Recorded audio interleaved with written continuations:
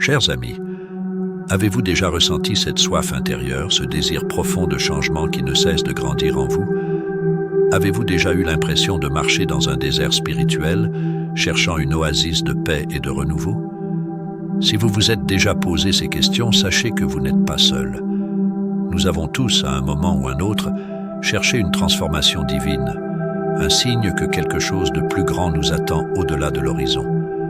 Imaginez-vous en train de contempler une montagne majestueuse. Vous êtes en bas, levant les yeux vers son sommet enneigé, symbolisant tout ce que vous aspirez à atteindre. Qu'est-ce qui vous retient? Est-ce la peur de l'inconnu? Le doute qui murmure que vous n'êtes pas assez fort pour gravir cette pente raide? Ou peut-être est-ce simplement l'épuisement de la lutte quotidienne, le sentiment que chaque pas que vous faites vous éloigne de vos rêves plutôt que de vous en rapprocher? Avez-vous déjà demandé à Dieu, « Seigneur, est-ce que je suis sur le bon chemin? Est-ce que tu m'entends ?» La quête spirituelle est parfois parsemée de silence, ces moments où l'on se demande si nos prières traversent vraiment les cieux. Mais et si je vous disais que chaque silence a son propre message, que même dans le calme apparent, Dieu travaille en coulisses, préparant un chemin pour vous? Pensez à une graine plantée dans le sol. Elle est cachée, invisible à nos yeux, mais elle n'est pas inactive. Elle pousse, elle grandit, nourrie par les éléments, prête à émerger et à s'épanouir lorsque le moment est venu. Tout comme cette graine, Dieu vous prépare à une transformation qui peut sembler lente, mais qui est en réalité profondément en cours. Posez-vous cette question. Quelles sont les promesses divines que vous espérez voir se réaliser dans votre vie? Est-ce un changement de carrière, une guérison émotionnelle ou physique, ou peut-être une paix intérieure que vous n'avez pas encore expérimentée? Prenez un moment pour réfléchir à ces questions, car elles sont le point de départ de votre voyage spirituel. Vous êtes sur le seuil d'une nouvelle étape et la clé est de croire que Dieu a déjà tracé votre chemin, même si vous ne pouvez pas encore le voir. Aujourd'hui, alors que nous entamons ce voyage ensemble, je vous invite à ouvrir votre cœur et votre esprit à la possibilité d'une transformation divine. Car c'est souvent dans les moments les plus inattendus que Dieu révèle sa puissance et son amour. Soyez prêts à embrasser ce qui est sur le point de se déployer dans votre vie. Dieu a promis de transformer nos vies, et ses promesses sont immuables. Il est celui qui a façonné les montagnes, qui a séparé la mer Rouge pour que son peuple passe à pied sec, et qui encore aujourd'hui travaille dans nos vies pour apporter des changements radicaux. Alors que nous marchons sur le chemin de la foi, il est crucial de nous rappeler que la transformation divine est non seulement possible, mais inévitable pour ceux qui croient. La Bible regorge de promesses de transformation. Dans 2 Corinthiens 5, 17, nous lisons « Si quelqu'un est en Christ, il est une nouvelle création. Les choses anciennes sont passées. Voici toutes choses sont devenues nouvelles. » Ce verset nous rappelle que notre passé ne définit pas notre futur. Quand nous acceptons Christ dans nos vies, une transformation profonde commence. Nous ne sommes plus liés par nos échecs ou nos peurs, mais nous sommes renouvelés, remplis d'une nouvelle espérance et d'une nouvelle direction. Réfléchissez un instant à la vie de Joseph, ce jeune homme vendu en esclavage par ses propres frères. Aux yeux du monde, son avenir était sombre. Mais Dieu avait d'autres plans. Il transforma la situation de Joseph en l'élevant au rang de 2e homme le plus puissant d'Égypte. Ce même Dieu qui a transformé la vie de Joseph travaille aussi dans la vôtre, orchestrant des événements invisibles pour vous amener à l'endroit où il veut que vous soyez. La promesse de transformation divine est aussi confirmée dans Ésaïe 43, 19, où il est écrit « Voici, je vais faire une chose nouvelle. Déjà elle se dessine. Ne la reconnaissez-vous pas? Oui, je vais mettre un chemin dans le désert et des fleuves dans la terre aride. » Dieu promet de créer des chemins où il n'y en avait pas et de faire jaillir des fleuves de bénédiction dans les endroits les plus arides de notre vie. Ce sont des paroles puissantes qui nous encouragent à avoir foi en l'impossible. La transformation peut prendre du temps. Tout comme une semence plantée doit d'abord croître sous la surface avant de percer la terre. Mais nous devons nous souvenir que Dieu n'est jamais en retard. Son timing est parfait et il sait exactement quand et comment transformer nos vies pour que nous puissions atteindre notre plein potentiel. Peut-être ressentez-vous aujourd'hui que votre vie stagne ou que vos prières restent sans réponse. N'oubliez n'oubliez pas que chaque saison a son but. La patience et la foi sont essentielles alors que nous attendons que Dieu révèle ses plans. Chaque épreuve, chaque retard apparent est une opportunité pour Dieu de travailler en vous et de préparer le terrain pour une récolte abondante. Alors que vous contemplez cette promesse de transformation, gardez en tête que vous n'êtes jamais seul. Dieu vous accompagne à chaque étape du chemin, façonnant votre caractère, affinant votre foi et vous préparant pour les grandes choses qu'il a en réserve. Embrassez ce processus de transformation avec confiance et anticipation, car Dieu est sur le point de faire quelque chose de nouveau et de merveilleux dans votre vie. Dans le cheminement spirituel, le doute et la foi se présentent souvent comme deux forces opposées, tiraillant le croyant entre l'incertitude et la confiance. Aborder ces concepts est essentiel pour comprendre comment ils influencent notre relation avec Dieu et notre capacité à recevoir ses bénédictions. Le doute est une réalité que beaucoup rencontrent, même les plus fervents croyants. Il peut surgir de multiples sources, des épreuves de la vie, des attentes non satisfaites ou même des enseignements contradictoires. Pourtant, le doute n'est pas une faiblesse inhérente, mais une opportunité de croissance. Il pousse à une introspection profonde, à chercher des réponses et finalement à renforcer la foi. C'est un processus naturel dans la quête de vérité spirituelle. Le doute peut être un catalyseur pour une foi plus profonde et plus authentique, mais seulement s'il est abordé de manière constructive. La foi, en revanche, est la certitude dans l'invisible, la confiance en la promesse de Dieu malgré les circonstances. Elle est souvent décrite comme le moteur des miracles, une force qui dépasse la compréhension humaine. La Bible regorge d'exemples où la foi a conduit à des transformations miraculeuses, la guérison des malades, la libération des captifs et la provision en temps de besoin. Cependant, il est crucial de comprendre que la foi n'est pas une croyance aveugle. Elle est fondée sur la connaissance de Dieu, de sa nature et de ses promesses. Elle est nourrie par l'étude des Écritures, la prière et la communion avec d'autres croyants. Surmonter le doute nécessite donc un engagement actif. Cela commence par une reconnaissance honnête de nos doutes et une volonté de les confronter. Il s'agit de ne pas les ignorer ou les cacher, mais de les présenter à Dieu dans la prière, en demandant sagesse et discernement. L'un des moyens les plus puissants de combattre le doute est de méditer sur les promesses de Dieu et de se rappeler de ses actions passées. Les témoignages personnels et les récits bibliques servent de rappel constant de la fidélité de Dieu. Ils montrent que, même dans les moments les plus sombres, Dieu est présent et à l'œuvre. La communauté de croyants joue également un rôle crucial dans ce processus. Les discussions honnêtes et ouvertes sur le doute et la foi peuvent fortifier les uns les autres. Les témoignages de ceux qui ont surmonté des périodes de doute peuvent offrir encouragement et perspective. Cela crée un environnement où il est sûr de poser des questions et de chercher des réponses sans crainte de jugement. La foi en Jésus-Christ en particulier est centrale dans cette discussion. Elle est le fondement sur lequel toutes les autres croyances chrétiennes reposent. Jésus, dans ses enseignements et actions, a montré que la foi en lui pouvait déplacer des montagnes, guérir les malades et même ressusciter les morts. Mais cette foi n'est pas simplement une croyance intellectuelle. Elle nécessite une relation personnelle et continue avec lui. C'est une foi vivante qui se manifeste par des actes d'amour, de compassion et de service. En fin de compte, la foi et le doute ne sont pas mutuellement exclusifs. Ils peuvent coexister, chacun servant à renforcer l'autre. Le doute, lorsqu'il est affronté avec honnêteté et humilité, peut conduire à une foi plus profonde. Il pousse le croyant à chercher des réponses, à approfondir sa compréhension de Dieu et à renforcer sa confiance en lui. La foi, à son tour, donne la force de surmonter les moments de doute, de persévérer dans les épreuves et de recevoir les bénédictions que Dieu a en réserve. Ainsi, aborder le doute et la foi n'est pas seulement une question de surmonter des obstacles, mais de développer une relation plus riche et plus profonde avec Dieu. C'est un voyage de découverte, de croissance et de transformation. C'est un voyage qui, bien que parfois parsemé de défis, mène à une vie plus épanouie, remplie de paix, de joie et de l'assurance de l'amour inébranlable de Dieu. Dans les Écritures, de nombreuses histoires de transformation démontrent la puissance de Dieu pour changer la vie des individus.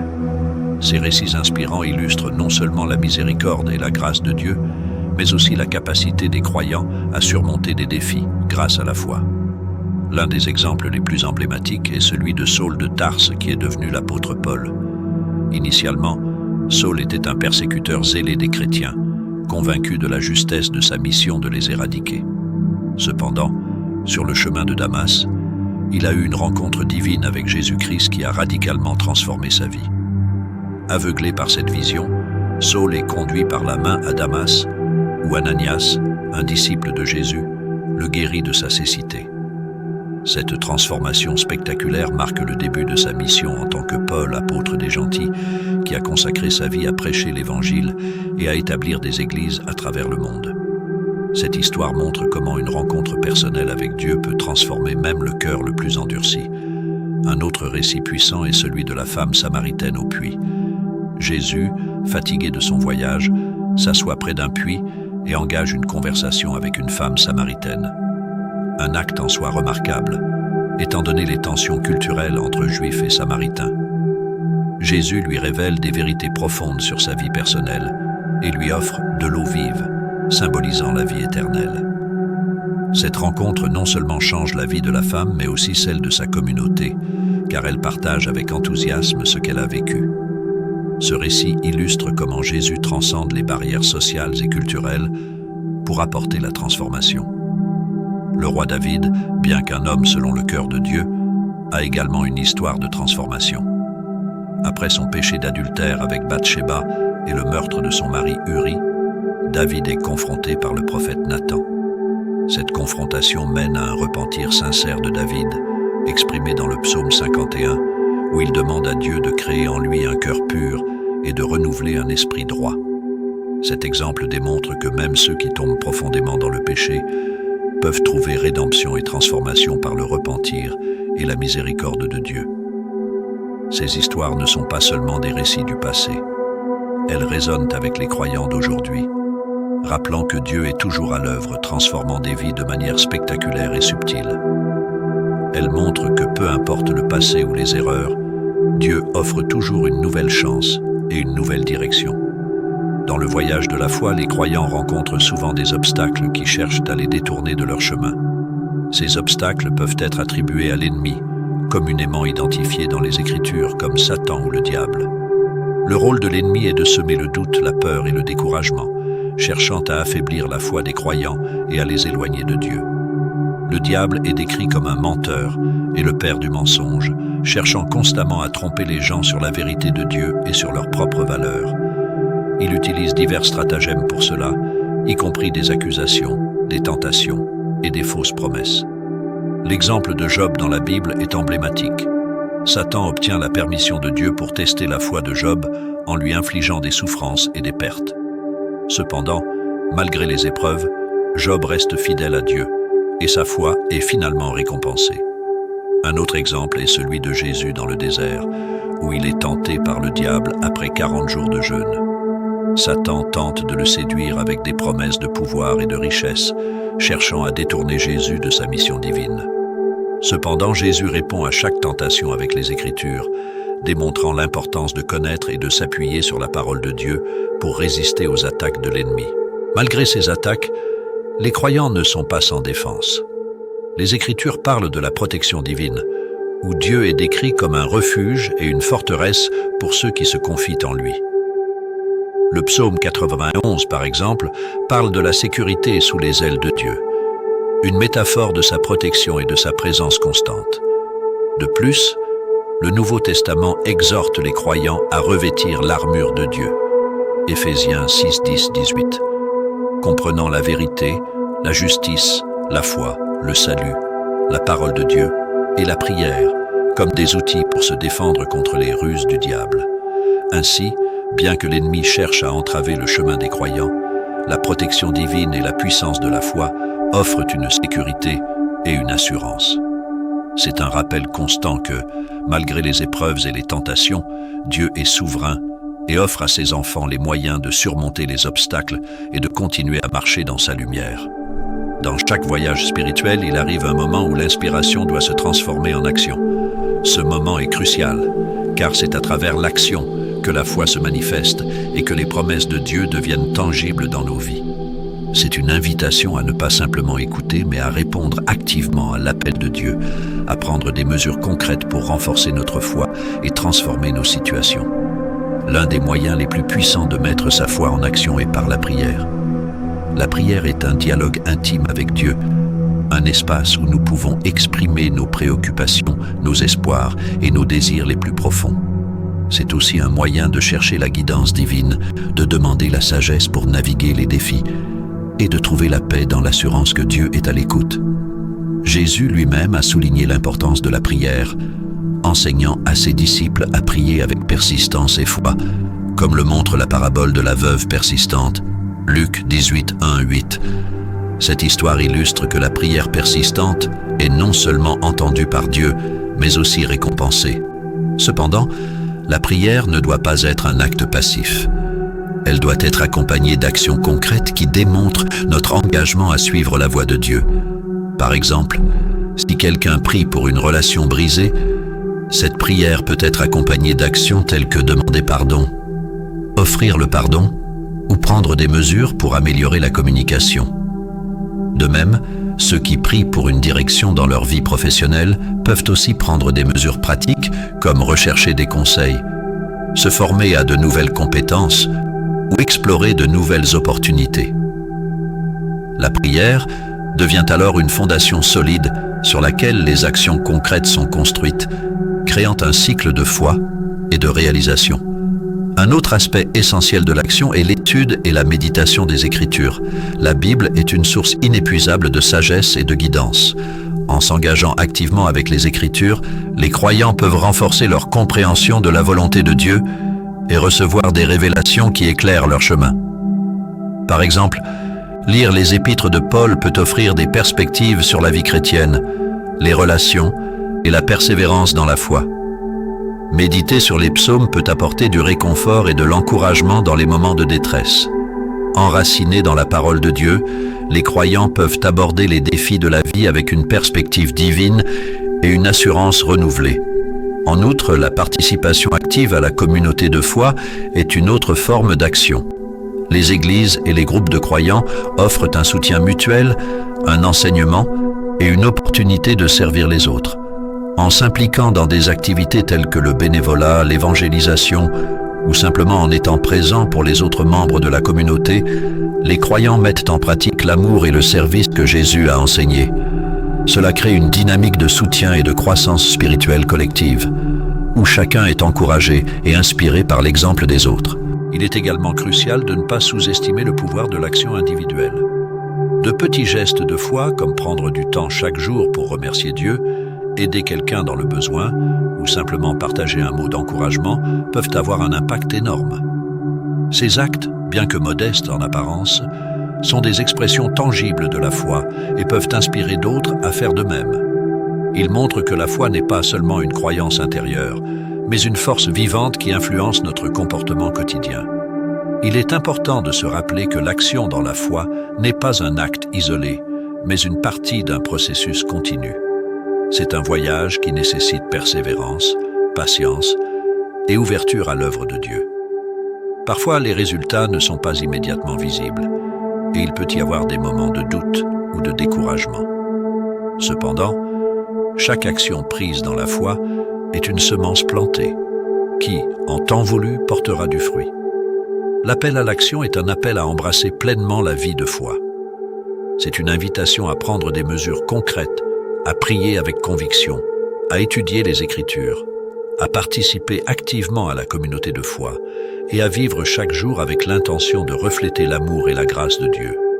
En répondant à cet appel, les croyants peuvent non seulement transformer leur propre vie, mais aussi devenir des agents de changement et d'espoir dans le monde qui les entoure.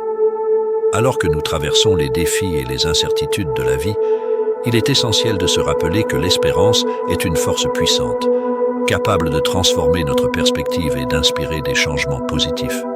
Le message de l'Évangile est profondément enraciné dans cette vérité, offrant un réconfort constant et une assurance que, peu importe les circonstances, Dieu est à l'œuvre pour apporter de la bonté et de la guérison. L'espoir en Dieu est ancré dans sa nature inébranlable et ses promesses. Dans la Bible, nous voyons à maintes reprises comment Dieu intervient dans les situations apparemment sans espoir pour apporter des solutions inattendues et des bénédictions abondantes. Que ce soit dans l'histoire d'Abraham, qui a reçu la promesse d'une descendance innombrable malgré son âge avancé et la stérilité de Sarah, ou dans celle de la résurrection de Lazare, où Jésus a démontré que même la mort n'est pas un obstacle à sa puissance, ces récits sont des témoignages vivants de la fidélité de Dieu. Ils nous rappellent que rien n'est impossible pour lui et que même dans les moments les plus sombres, il prépare un avenir plein d'espérance. Il est également important de reconnaître que l'espoir ne se limite pas à un simple sentiment d'anticipation. C'est une force active qui nous pousse à persévérer, à croire en un avenir meilleur et à agir en conséquence. C'est l'espoir qui nous permet de surmonter les défis quotidiens, de trouver la force dans les moments de faiblesse et de voir au-delà des obstacles immédiats.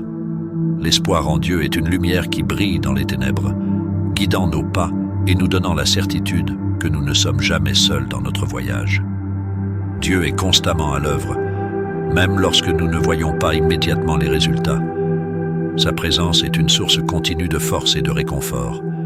Il marche avec nous à travers les vallées et les montagnes de la vie, nous soutenant et nous guidant. Les moments de doute et de désespoir peuvent sembler accablants, mais ils sont souvent les précurseurs d'une grande bénédiction. Comme l'or est raffiné par le feu, notre foi est fortifiée par les épreuves, nous préparant à recevoir les bénédictions que Dieu a en réserve pour nous. Il est essentiel de se rappeler que Dieu voit le tableau d'ensemble de notre vie. Il connaît chaque détail, chaque peur, chaque espoir. Ses plans pour nous sont bons, même si nous ne les comprenons pas toujours dans l'instant. Jérémie 29:11 nous rappelle « Car je connais les projets que j'ai formés sur vous, dit l'Éternel, projets de paix et non de malheur, afin de vous donner un avenir et de l'espérance. » Cette promesse est une ancre pour notre âme, nous assurant que, quelles que soient les tempêtes que nous traversons, Dieu a un plan pour notre bien. L'espoir en Dieu est également contagieux. Lorsque nous vivons avec cette assurance, nous devenons des porteurs d'espoir pour les autres. Nos vies deviennent des témoignages vivants de la fidélité de Dieu, inspirant ceux qui nous entourent à chercher le même espoir et la même paix. Dans un monde souvent marqué par le désespoir et l'incertitude, notre témoignage d'espoir peut être une source puissante de réconfort et de transformation pour les autres. Dans un monde où la connexion et le soutien communautaire sont plus importants que jamais, il est essentiel de se rassembler et de s'engager activement avec ceux qui partagent des valeurs et des croyances similaires. Nous vous invitons chaleureusement à devenir une partie intégrante de notre communauté, où nous explorons ensemble des thèmes de foi, d'espoir et de transformation. En vous abonnant à notre chaîne, vous ne rejoignez pas seulement un groupe de spectateurs, vous devenez membre d'une famille spirituelle engagée à grandir ensemble.